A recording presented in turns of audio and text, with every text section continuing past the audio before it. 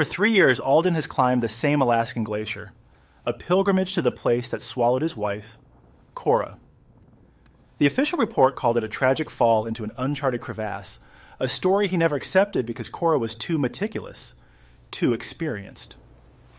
Now a new satellite image showing an unnatural thermal anomaly forces authorities to send a recon team. Alden insists on joining, hoping only to find her remains for burial, but he's about to find something that proves Cora didn't just fall, she was silenced. What do you think is really hidden beneath the ice? Let's explore this story together, and I'd love to hear your thoughts on it as we go. The official report was a cold, sterile document. It used words like misadventure and environmental hazards. It spoke of the unpredictable nature of the Chugach Mountains, of shifting ice and sudden, violent weather. To the world, the case of Cora Bennett was closed, a gifted mountaineer, lost to the very wilderness she loved. But for Alden, her husband, the report was a lie. He knew Cora. He knew how she checked every knot 3 times, how she studied topographical maps for weeks before an expedition, how her respect for the mountain bordered on religious reverence. Carelessness wasn't in her vocabulary. For 1,095 days, Alden had lived in a small, rented cabin in the shadow of that same mountain range. He'd sold their comfortable home in Anchorage, a place filled with too many ghosts and the lingering scent of her favorite cedar and clove candles. His life had been reduced to a singular, obsessive purpose. By day, he worked as a freelance guide for tourists wanting a taste of the Alaskan wild. But his real work began when he was alone. He would pack his gear and ascend the glacier, not searching for a living person, but for a sign, a clue, a piece of her bright red jacket, anything that would rewrite the official story. He'd memorized every page of her climbing journals, every note she'd made on her maps. He was looking for the one detail the search and rescue teams had missed. He was looking for the truth. The call came on a Tuesday morning, the 3rd anniversary of her disappearance. The sky was a flat, unforgiving gray. Alden was cleaning his ice screws when his satellite phone buzzed. The caller ID was a blocked government number. A man with a tired, bureaucratic voice introduced himself as Director Thompson from the National Geological Survey. He spoke in clipped, careful sentences. "Mr. Bennett," the voice said, "I'm calling about the ongoing survey of the Harding ice field. A recent pass with our new thermal imaging satellite has detected an anomaly in the vicinity of your wife's last known position." Alden stood up, his knuckles white around the phone. "An anomaly? What kind of anomaly?" "It's a consistent, low-level heat signature," Thompson explained, a note of caution in his voice. "Approximately 30 feet below the surface. It's unnatural. We're dispatching a small recon team to investigate the source. Given your familiarity with the terrain and your personal connection, we thought it proper to inform you." "Inform me?" Alden's voice was tight. "I'm going with them." There was a pause on the other end. "Sir, this is a preliminary scientific survey, not a search and rescue operation. Civilian involvement is not standard protocol." "Cora was my wife," Alden said, his voice low and firm. "I've climbed that section of the glacier more than any person alive, including your scientists. I know every fracture, every serac, every wind pattern. If you want to get to that spot safely and quickly, you need me. I'm not asking." He let the silence hang in the air, a silent challenge. He could hear Thompson sigh, a sound of resignation. "The chopper leaves from the Seward heliport tomorrow at 0600. Be there." The line went dead. Alden didn't move for a full minute. A flicker of something he hadn't felt in 3 years sparked in his chest. It wasn't hope for her survival. He had made his peace with that terrible reality long ago. It was something else. It was the grim, electric feeling of validation. He had known something was wrong, and now, 30 feet below the ice, was a secret. The next morning, the air was sharp with the smell of jet fuel and cold metal.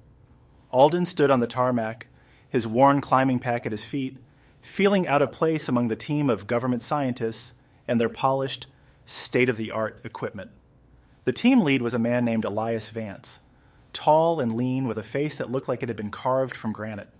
His eyes, a pale, piercing blue, scanned Alden with a mixture of pity and skepticism. Mr. Bennett, Vance said, shaking his hand with a firm, no-nonsense grip. I was sorry to hear about your wife, but I need to be clear. We're here to assess a geological reading. My team's safety is my only priority. You follow my orders, no exceptions. Understand? I'm here to help you do your job, Mr. Vance, Alden replied evenly, and to find my wife. Vance just nodded, his expression unreadable. The flight was loud and rattling. Below them, the Alaskan wilderness unfolded in a breathtaking, brutal panorama of jagged peaks and endless ice. Alden stared out the window, his heart a heavy stone in his chest. He saw the familiar landmarks of his lonely searches, the river of ice, where Cora's life had ended. The helicopter set down with a stomach-lurching drop onto a pre-scouted landing zone, miles from the anomaly's coordinates. From here, they would proceed on foot. The air on the glacier was thin and bitingly cold. The world was a blinding expanse of white snow and blue ice, the silence so profound it felt like a pressure against his eardrums. Vance and his team were efficient, moving with a practiced rhythm. They set up a base camp, then began the trek toward the target location. Alden fell into step, his crampons biting into the ice. This was his world now. He knew the groan of the ice as it shifted, the subtle change in the snow's texture that warned of a hidden crevasse. Within hours, Vance's skepticism toward Alden began to fade. Twice, Alden stopped the team, pointing out hazards invisible to their eyes. A snow bridge weakened by the sun, a section of unstable ice ready to calve. He wasn't a liability, he was an asset. Vance didn't say anything, but the look in his eyes changed from suspicion to respect. They reached the coordinates late in the afternoon. It was a vast, featureless snowfield, indistinguishable from the miles they had already crossed. The reading is directly below us, one of the scientists said, her eyes glued to the screen of a handheld device. Whatever it is, it's big, and the heat output is steady. The team deployed their ground-penetrating radar, a sled-like device they dragged across the snow in a careful grid pattern. Alden watched the screen over the technician's shoulder. Lines and shadows painted a picture of the world beneath their feet. And then it appeared. A shape. It was massive, rectangular, and perfectly flat on top. It was undeniably artificial. My God, Vance breathed, staring at the image. That's not rock. That's a structure. A ripple of uneasy excitement went through the team. They were standing on top of something that shouldn't be there. As they began discussing how to approach a subsurface investigation, another team member, scanning the perimeter, suddenly called out, "Hey, over here. I've got something." He was 50 yards away near a ridge of exposed blue ice that had been scoured clean by the wind. Alden's head snapped up. He started moving before he even consciously decided to, his legs carrying him forward with a desperate urgency. He saw it from a distance, a flash of orange against the ancient blue of the glacier. He broke into a stumbling run, his lungs burning in the thin air. As he got closer, the details resolved, and his world tilted on its axis. It was an ice axe. Its metal head was driven deep into something, its shaft pointing defiantly toward the sky. And wrapped around the handle was a worn, faded length of orange paracord woven in the specific, intricate knot that he had taught Cora one long, happy summer afternoon. It was her axe. It was lodged impossibly into a smooth, gray, metallic surface that was just barely visible beneath a thin, clear layer of ice. The axe wasn't marking a fall, it was marking a target. It was stuck in the middle of a perfectly circular, reinforced hatch. The discovery of Cora's ice axe changed everything. The mission was no longer a geological survey, it was a recovery operation and potentially a criminal investigation. Elias Vance, his professional skepticism replaced by a grim sense of purpose, immediately got on his satellite phone, speaking in low, urgent tones to his superiors. While the scientist documented the axe in the hatch, Alden knelt in the snow, his gloved hand resting near the familiar orange cord. He felt a strange and terrible connection across the years. Cora had been here. She had swung this axe not in a moment of panic during a fall, but with deliberate force. Why? Was she trying to get in, or was she trying to leave a sign for whoever might follow? The team went to work with ice chippers and thermal lances, carefully clearing the area around the hatch. As more of it was revealed, the scale of the structure beneath them became terrifyingly clear. The hatch was at least 10 feet in diameter, made of a dark, non-reflective metal alloy that seemed to absorb the light. There were no markings, no logos, no identifying features of any kind. It was a perfectly anonymous, brutally functional piece of engineering, buried under 100 feet of ice. "This is beyond any of us," Vance said, his breath pluming in the cold. "Federal authorities are being notified. They're mobilizing a specialized team, but it could take 20 to 48 hours to get them here." While they waited, Alden continued to examine the hatch, his eyes tracing every inch of its surface. That's when he saw them. Faint scratches in the metal, near the point where Cora's axe was embedded. They were jagged and chaotic.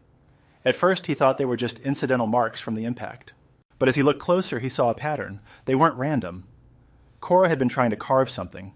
He could just make out the shape of a letter. An A. His initial. She had been leaving a message for him.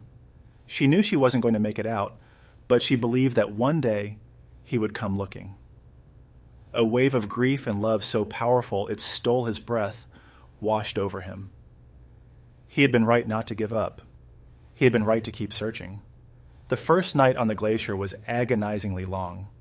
Alden barely slept, his mind replaying the moment of discovery over and over. He sat in the communal tent, nursing a cup of hot tea, while the scientists talked in hushed, excited voices about the implications of their find. A secret facility, buried in a glacier. What was its purpose? Who built it? And what did it have to do with his wife's disappearance? The next day, just after noon, they heard the sound of an approaching helicopter. But something was wrong. The sound was different from the military-grade chopper that had brought them. This was a deeper, throatier thrum. Alden and Vance stepped out of the tent and looked to the sky. A sleek, black helicopter with no visible markings was descending fast. It wasn't the federal team. It landed 50 yards from their camp, its rotors whipping up a blinding storm of snow. The side door slid open and 4 figures emerged. They were dressed in black tactical gear, their faces obscured by helmets and goggles. They moved with the efficient, intimidating grace of trained soldiers. Leading them was a man in a pristine, insulated parka. He was older, with a sharp, intelligent face and cold, calculating eyes. "Elias Vance?" the man asked, his voice calm and full of authority. "I am Dr. Eris Thorne. This is a restricted research site. You and your team are trespassing." Vance stepped forward, his posture rigid. "This is public land, managed by the federal government. We're here on official business. Who are you?" "I represent the interests that own this facility," Thorne said smoothly, gesturing vaguely at the ice beneath their feet. "It is a private geological research project, fully sanctioned. Its existence is classified. You will pack your equipment and leave immediately. Your silence on this matter is not a request." It was a threat, delivered with a polite smile. Vance didn't back down. "I don't see any credentials, Doctor, and I don't answer to private interests. We're not going anywhere until the federal team arrives." Thorne's smile tightened. "I'm afraid you misunderstand the situation." He nodded to his men, who took a step forward, their hands resting on the sidearms holstered at their hips. A tense, frozen standoff began. Alden watched, his heart hammering against his ribs. This was it. These were the people responsible. They were going to make them disappear, just like they had made Cora disappear. The secret was about to be buried again, this time with them. In that moment, Alden knew he couldn't let it happen. He had to do something. He looked at the hatch, at Cora's axe, a silent monument to her last stand. Then he looked at the heavy winch and pulley system the scientists had brought to lower their gear. An idea, desperate and dangerous, took root in his mind. He caught Vance's eye and gave a subtle, almost imperceptible nod toward the equipment. Vance's eyes widened slightly in understanding. "All right, Doctor," Vance said loudly, raising his hands in a gesture of surrender. "No need for trouble, we'll pack up." It was the diversion Alden needed. As Thorne and his men focused their attention on Vance, Alden moved. He slipped behind the main tent, his movements swift and silent, honed by years of navigating treacherous terrain. He grabbed a heavy-duty climbing rope and a steel carabiner from the science team's gear. Under the cover of the howling wind, he crept toward the excavated hatch. Thorne's men were advancing on the camp, herding the scientists together. Thorne himself was speaking into a radio, likely coordinating their removal. None of them saw Alden loop the rope through the head of Cora's ice axe. He anchored the other end to the powerful gear winch. He knew the hatch was sealed tight, but Cora's axe had created a weak point, a place to apply focused, immense pressure. He scrambled back to the winch and hit the power button. The winch groaned to life, the high-tensile rope snapping taut.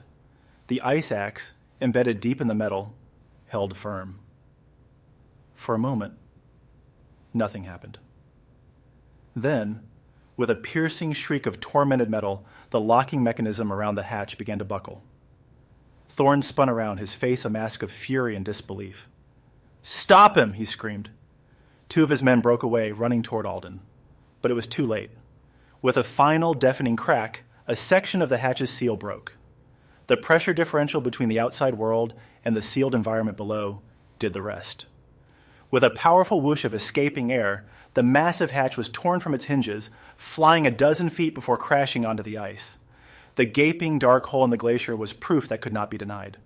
Just as Thorne's men reached Alden, a new sound filled the air, the unmistakable chop of military helicopters. Vance's discreet call had paid off. 3 Blackhawks were descending on them, federal agents visible in the open doorways. Thorne and his men froze, caught between the exposed secret and the arrival of the law. They were trapped.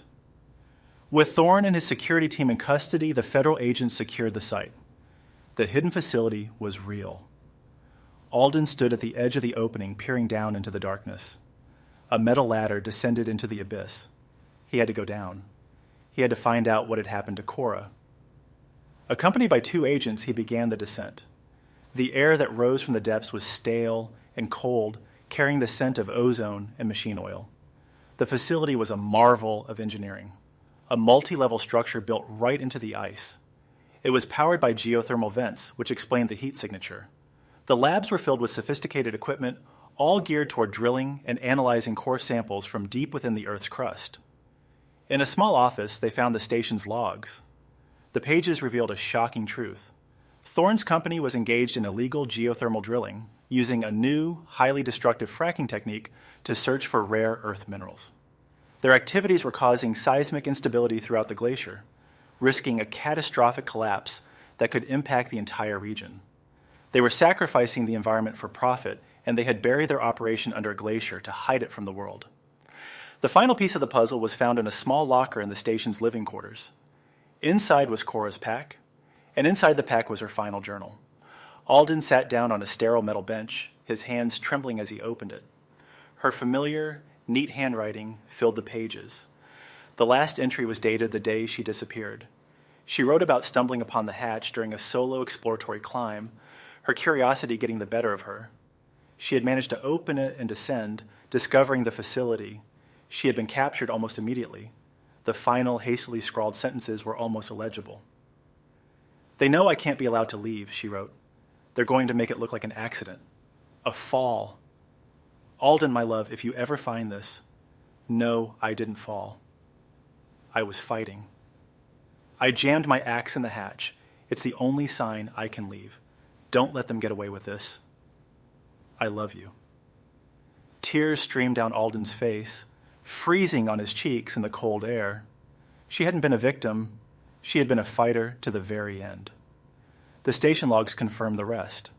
After killing her, Thorne's men had taken her body several miles away and disposed of it in a deep, inaccessible crevasse, ensuring it would never be found. With the journal as a guide, a specialized recovery team was able to locate and retrieve Cora's remains. Alden was finally able to bring her home. He gave her the funeral she deserved, not by a cold, anonymous glacier, but surrounded by the family and friends who loved her. The story of the secret facility and Cora's heroic discovery became a national scandal. Dr. Thorne and his associates faced a mountain of federal charges, from illegal industrial operations to kidnapping and murder. The truth, which Cora had died to protect, was finally out in the open. Months later, Alden stood on a windswept cliff overlooking the ocean, a place Cora had loved. The obsessive fire that had driven him for 3 years was gone, replaced by a quiet, aching peace. He had honored her memory. He had found the truth. Using the substantial settlement he received from the government, he established the Cora Bennett Foundation, an organization dedicated to funding ethical wilderness research and promoting mountaineer safety. He had lost the love of his life, but he had found a new purpose, ensuring that no one else's story would be silenced by those who sought to exploit the wild places she had held so dear. His pilgrimage to the glacier was over. The story leaves us with a heavy question. When faced with a powerful corporation or entity hiding a dangerous truth, is it worth risking everything, even your life like Cora did, to expose it? Let me know your thoughts in the comments below. If this story resonated with you, consider subscribing and joining our community. We share new stories every week that explore the hidden corners of human experience. Thank you for listening.